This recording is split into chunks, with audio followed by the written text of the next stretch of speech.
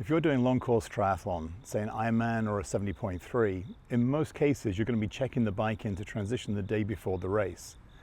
When you do that, if it's a hot climate race, like a lot of them are, a friendly and helpful official who means well is going to tell you to reduce your tire pressures, because otherwise your tires may blow whilst it's sitting in the sun during that day of bike check-in. This is the theory. Your bike's going to be sitting there in the hot sun all day. The tire pressure is going to increase and therefore the tube is going to blow inside your tire. Now this official usually will also tell you they've already had one tube burst today. It's always one. My advice is, based on the multiple Ironman and half Ironman races that I've done, is to completely ignore that advice. Now tubes do burst in transition at some point between bike check-in and race start the following morning. So there is some logic to reducing your tire pressure. It's very rare that it's purely temperature that's causing that to happen. Usually temperature brings out another problem that's already on your tube, and that could be a faulty tube in the first place. It could be an old tube or just faulty from manufacture.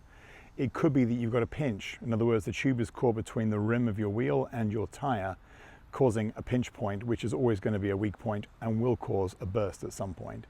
Or it could be poorly fitted rim tape, which is the tape that goes around on the top of your spokes inside the rim of your wheel underneath your tube. If that's not fitted correctly, you can have a weak point and that can cause the tube to burst.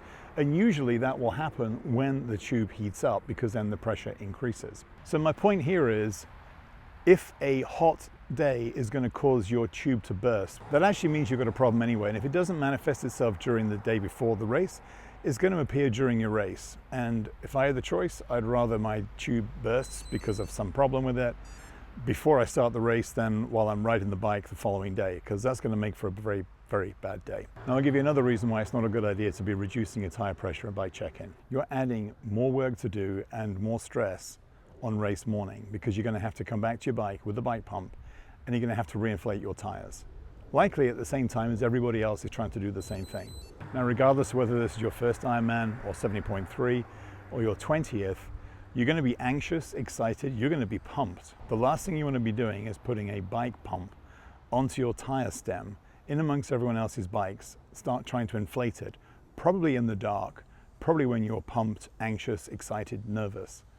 I have seen more people end up in the line for the bike techs on race morning because they've damaged their stem of their tube by trying to inflate the tire on race morning than anyone who's had to go to the bike techs because of a bike flat.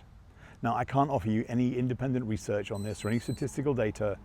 This is 10 Ironman races, at least as many half Ironman races that I've done so far, and I have tried everything. I have deflated my tires, and I've got to the point now where I don't do that at all. I make sure my tires are at the right pressure before I even get to bike check-in.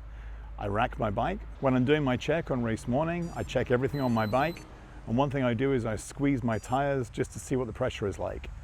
And it's going to have dropped a little bit because it's going to be definitely cooler first thing in the morning than it was in the afternoon when you checked in your bike, but not by that much. And then by the time you get to your bike after the swim, the temperature outside will have increased again, and in all likelihood your tire pressure is pretty close to where it was before you started this whole process.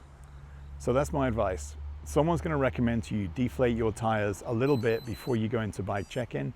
I'm going to tell you, don't do that. You're adding a ton of stress and a ton of work to your race morning, and you just don't need that. Hope this is useful. Have a great day.